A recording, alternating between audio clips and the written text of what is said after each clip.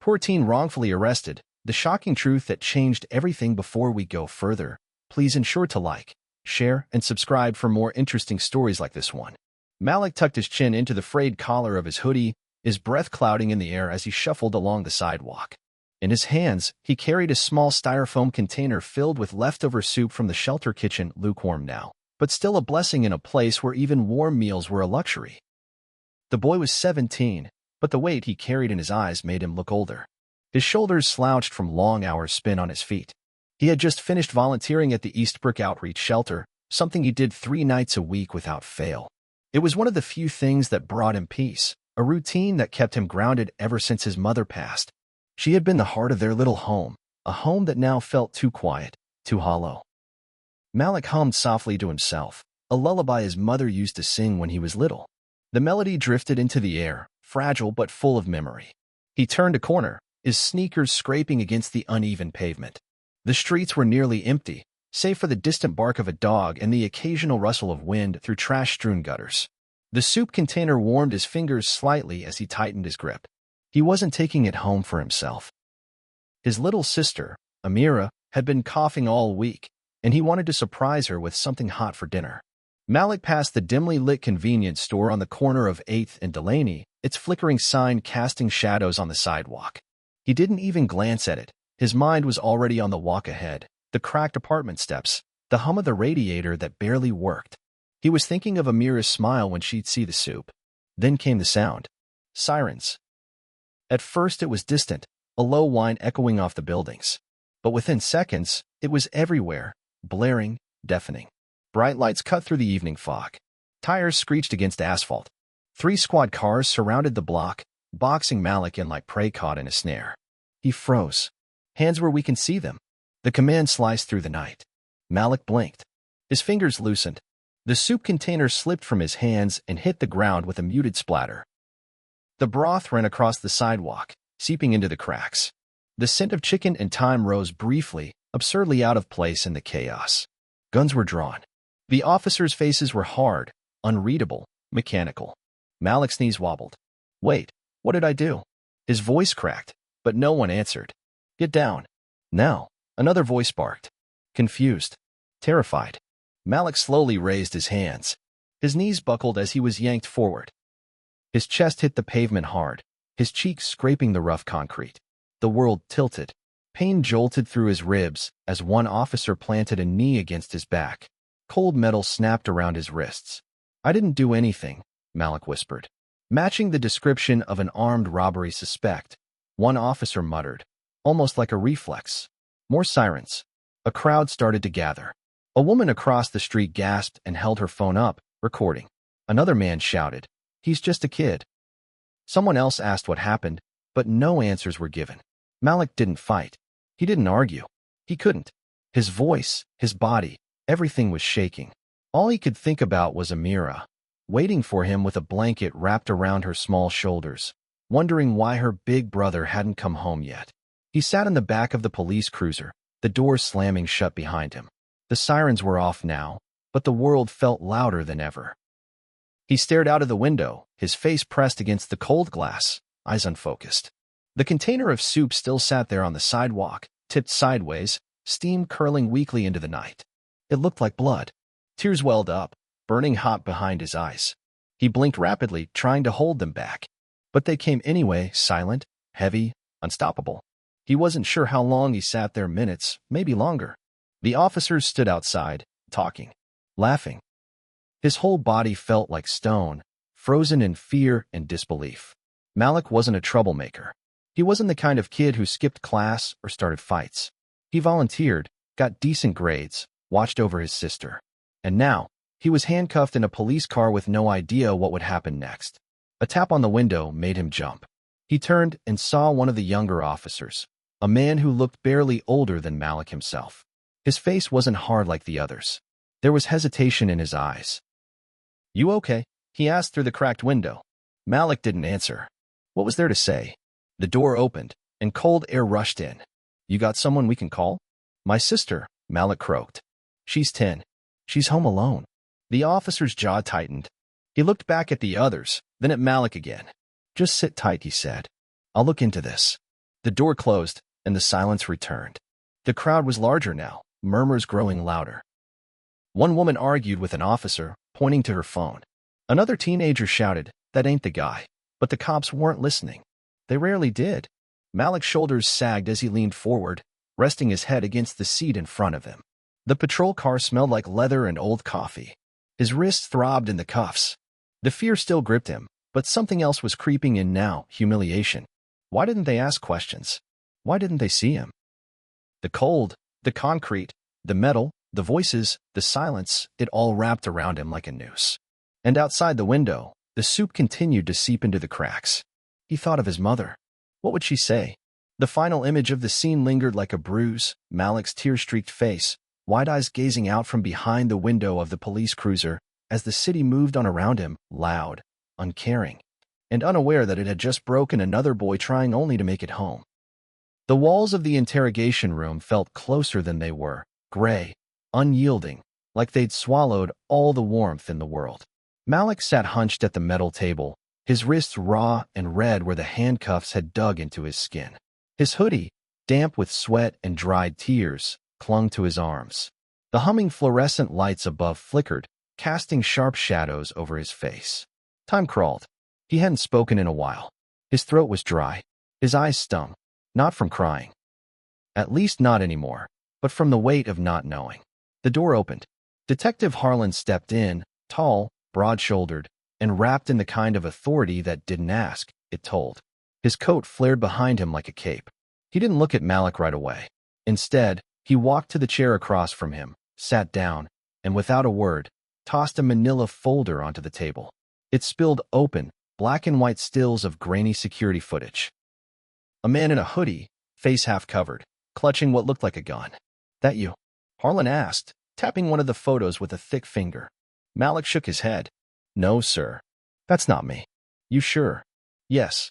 His voice cracked from dryness and fear. "I wasn't there." Convenience store on 8th and Delaney was hit at 6:42 p.m. Guy took $200 from the register and threatened the cashier. "You know where you were at 6:42, Malik?" He blinked hard. "I was at Eastbrook Shelter. Serving dinner. Ask anyone." Harlan leaned back in his chair. He didn't write anything down, just stared. "You got proof of that?" Malik hesitated. "They know me there.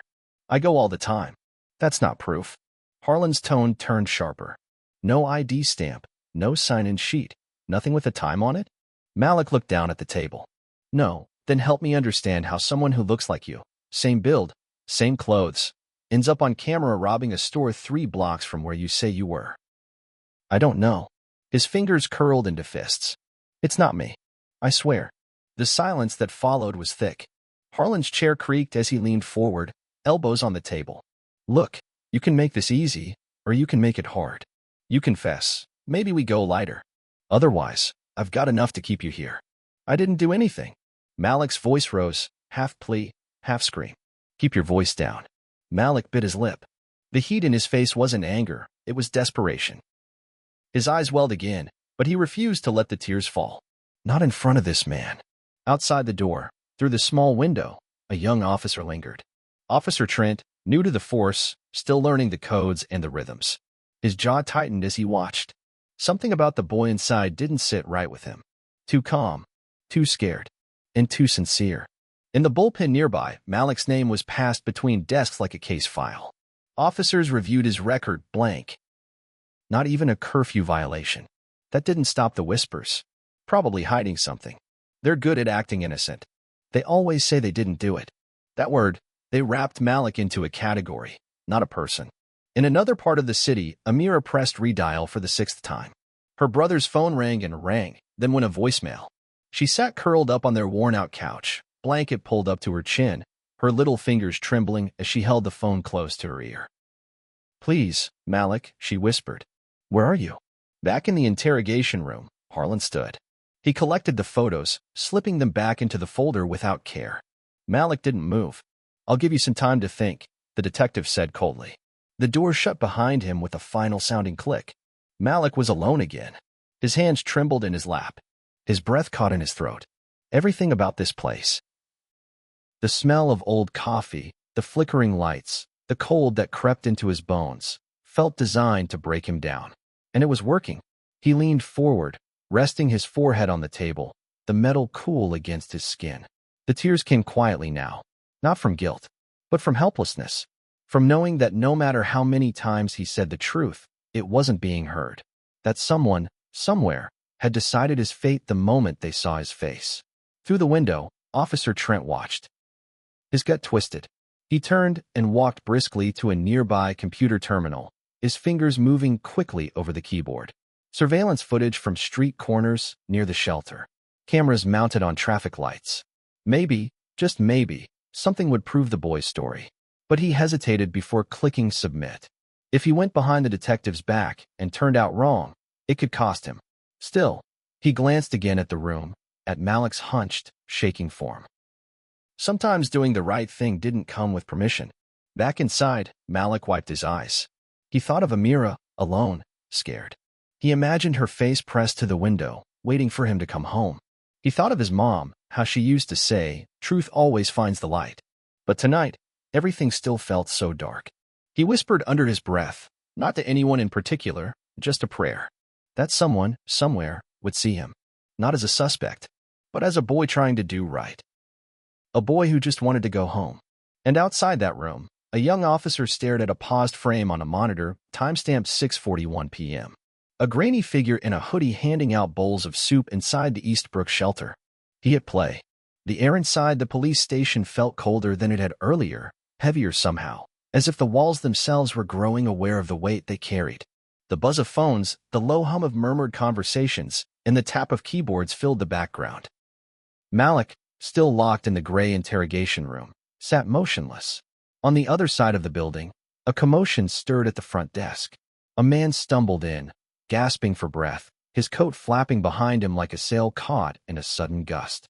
His clothes were torn at the seams, his beard thick with tangled gray, and a hat that barely clung to his head shadowed sunken eyes. He looked like someone no one ever noticed, until now. "Somebody listen." The man cried out, his voice rough like sandpaper. The officer at the reception desk glanced up without much interest. "Sir, you can't be in here. I have proof," he said, waving a battered smartphone in the air. "About that kid, Malik. You got the wrong one. I got it on video." A second officer moved closer, skeptical. "What are you talking about?" "Tonight," the man said, his chest heaving. That boy gave me food. Soup. And $5. He didn't have much, but he gave it anyway.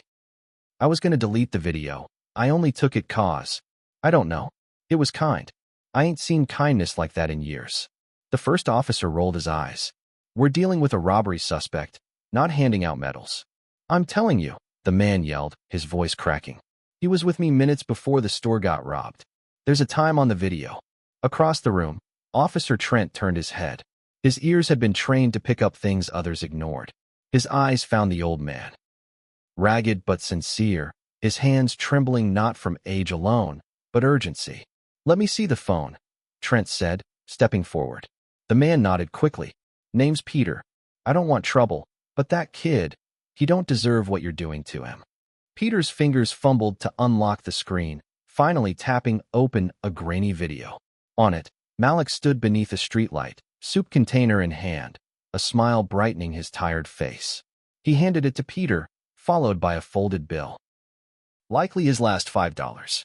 Peter's voice in the background cracked with emotion, whispering thanks. The timestamp, 6:39 p.m. The robbery had been called in at 6:42. Trent's heart thudded. This wasn't just testimony, it was proof. "Come with me," Trent said firmly. "Now." He led Peter through the maze of desks, past murmurs and raised eyebrows, toward the back rooms. Inside the interrogation room, Malik still hadn't moved. His head rested on the table, his thoughts spiraling through dread and disbelief. Trent opened the door and gently guided Peter in. "Malik," he said, soft but steady. "Someone's here to help." Malik raised his head slowly, eyes glassy and unfocused. When he saw Peter, confusion flickered across his face. Peter took a step closer. "Didn't think I'd be the one to help you, huh?" Malik blinked. "Peter, you remember me," the old man said. "I didn't forget what you did. You gave me food when no one else even looked at me. That matters." Trent connected the phone to a USB cord, transferring the video to the precinct's viewing system. The screen lit up. Officers outside gathered subtly around the monitor, drawn by the sudden urgency in the rookie's movements. Detective Harlan appeared behind them, arms crossed. "What's going on?" Trent turned, trying to hide his nerves. "We've got new evidence. You need to see this." Harlan arched a brow. "From who? This guy?" Trent said nothing, just played the video. In the flickering light of the screen, Malik's smile glowed. He handed Peter the food, then the cash. The audio played faintly. "Take it, man. It's not much, but it's something." Peter's reply cracked with emotion. "Thank you, son." "Thank you." When the timestamp displayed clearly, the room fell into silence. 6:39 p.m. 3 minutes before the robbery. No one could be in two places at once. Harlan's jaw tightened. His eyes stayed glued to the screen, then darted back to Malik, visible through the open door. Something in the detective's expression cracked, subtle, but unmistakable. Doubt. Guilt. Realization. "We've had him locked up for hours," Trent said quietly. "He's got no record. He's just a kid who did the right thing when no one was watching." Peter cleared his throat. "Except I was watching." Inside the room, Malik was watching now, too. His eyes bounced between the faces outside the glass.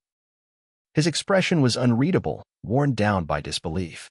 But in that moment, he wasn't invisible anymore. Harlan turned to Trent. "Get him out of those cuffs." Trent moved fast. The door creaked open, and he stepped inside, pulling the key from his pocket. Malik didn't speak as the cuffs were removed. He just rubbed his wrists, staring at the young officer like he wasn't sure what world he'd woken up in. Peter approached, laying a rough hand on Malik's shoulder. "You all right, son?"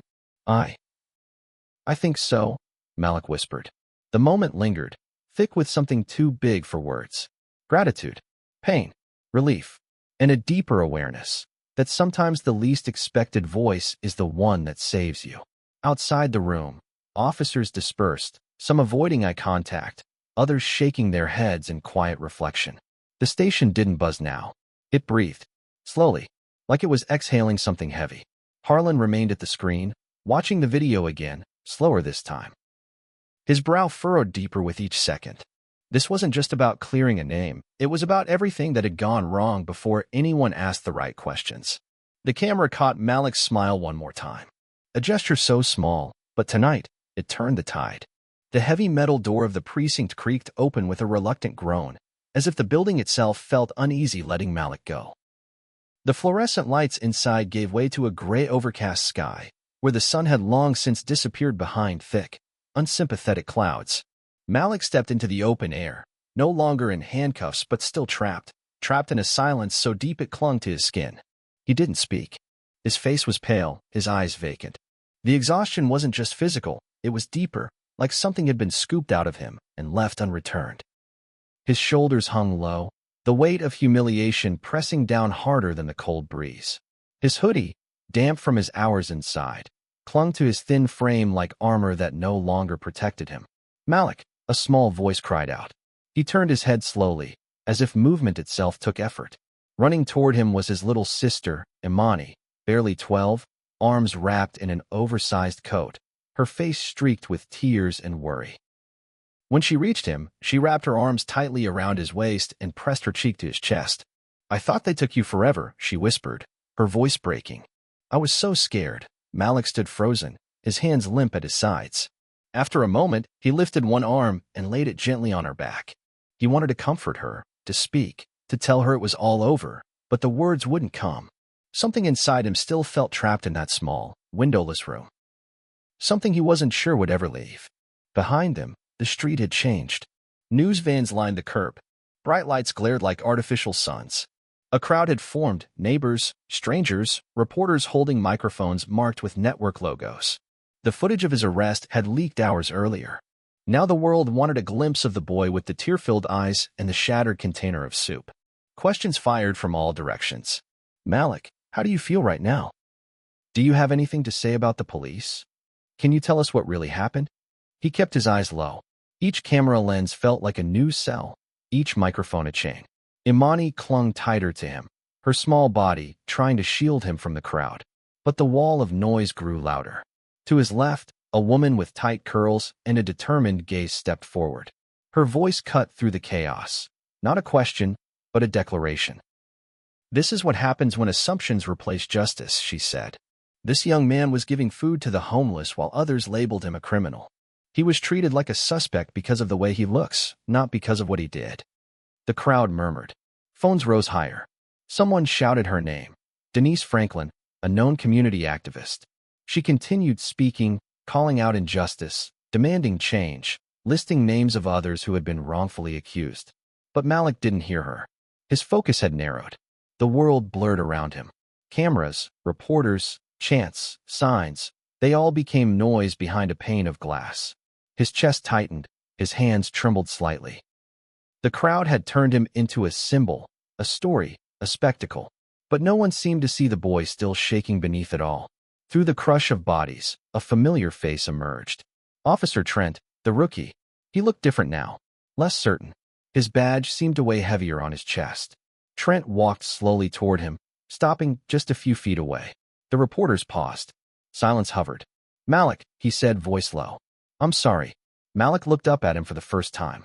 Their eyes met. Trent's gaze was sincere, pained. He had seen the damage. He knew the part he'd played in it. Malik didn't answer. He gave a small nod, barely noticeable, and turned away, pulling Imani gently beside him.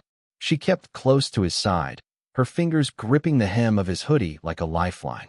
They walked past the reporters, the lights, the microphones, past the people who chanted his name like he was a headline instead of a person, past Denise, still speaking, past Trent, who watched with regret etched into every line of his face. They kept walking until the voices behind them faded. The sidewalk stretched ahead like a path back to normal, but nothing felt normal anymore. Even the buildings looked different now. Smaller.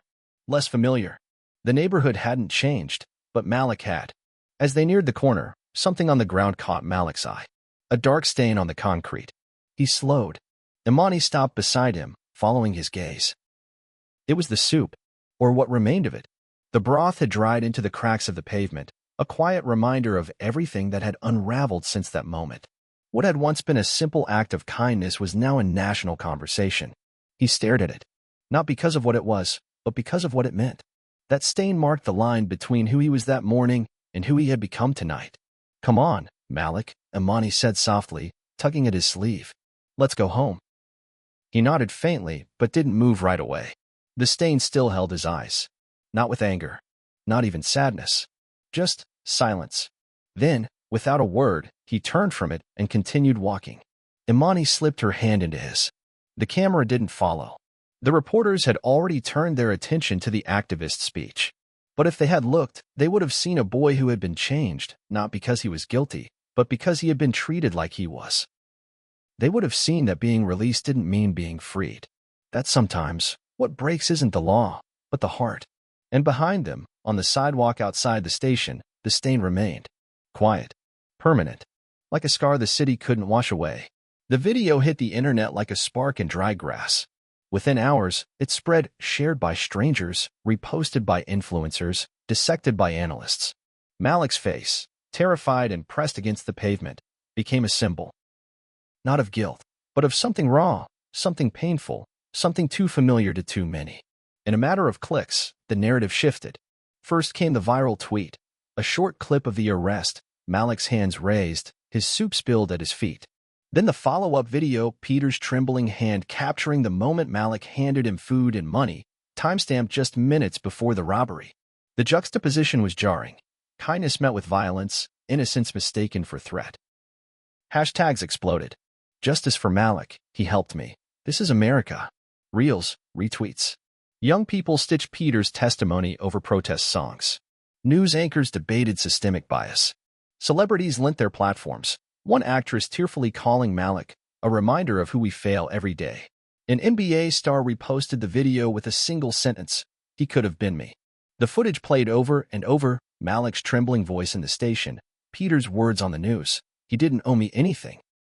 But he gave, because that's who he is. That boy has the kindest soul I've ever met. Networks scrambled for interviews. Malik declined. He had nothing left to say.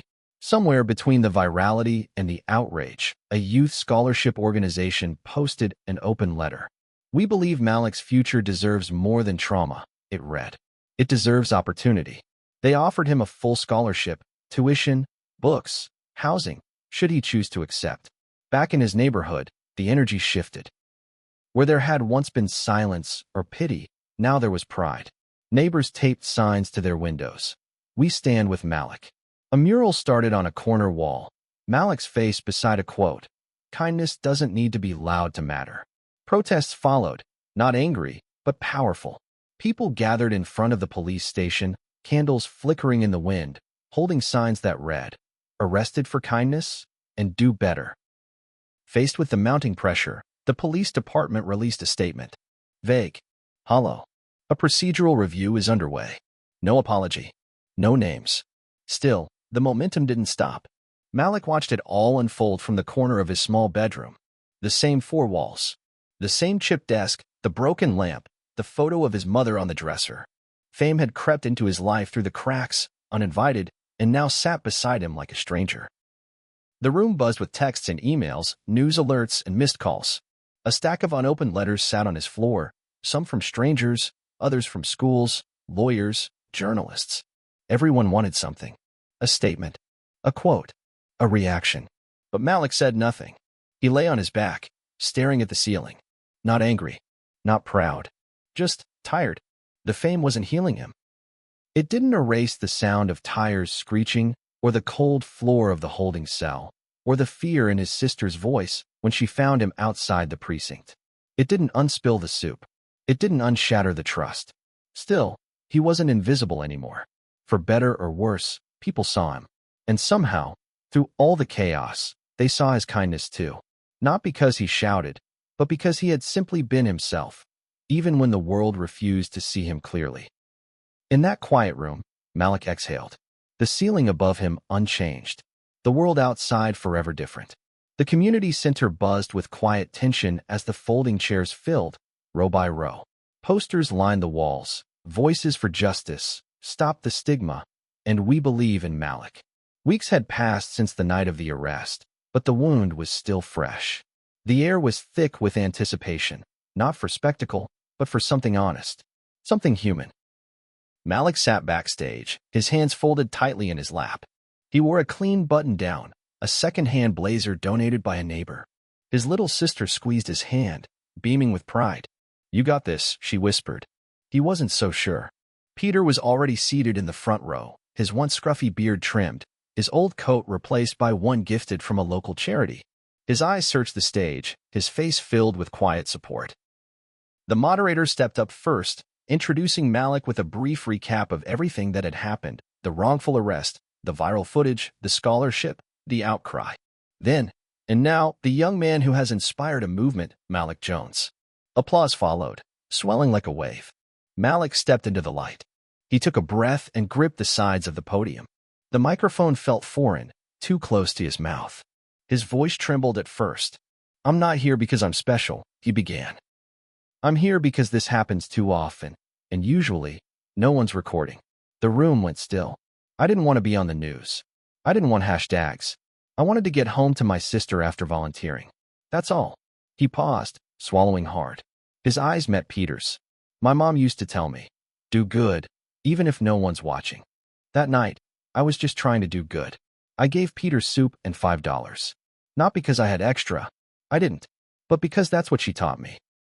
Somewhere in the back, someone sniffled. When the police grabbed me, they didn't ask who I was. They didn't want to hear my story. They saw a hoodie. Brown skin. Fear. That's it. He paused again. The room was still, hanging on every word. "I'm not angry," Malik continued. "I'm hurt. And tired. But I know I'm not the only one. So maybe if we talk, really talk, things can change." He looked toward the back where the police chief sat, arms folded. Their eyes met. Malik didn't flinch. "I don't want anyone else to feel what I felt. Not ever." He stepped back. Silence held for a beat. Then a surge of applause, louder than before, layered with something more than admiration. Respect. Love. Hope. Peter stood, clapping until his hands turned red. Malik's sister leapt from her seat and ran to hug him, burying her face in his side. Outside, the cameras waited. Reporters jostled for space. But inside, in that modest community center, something shifted. Malik didn't just reclaim his name, he reframed the story. He wasn't just the kid arrested for nothing. He was the kid who stood back up. If you enjoyed this story, ensure to like, share, and subscribe for more amazing, heartfelt stories like this. Also, let us know where you are watching from, and drop your thoughts in the comments below. What do you think about Malik's journey and the lessons we can learn from his experience? Don't forget to mention the names of the characters in the story. Malik, Peter, and the others who played a part in this powerful narrative. Your feedback means a lot, and we'd love to hear your take on this incredible story of kindness, justice, and redemption.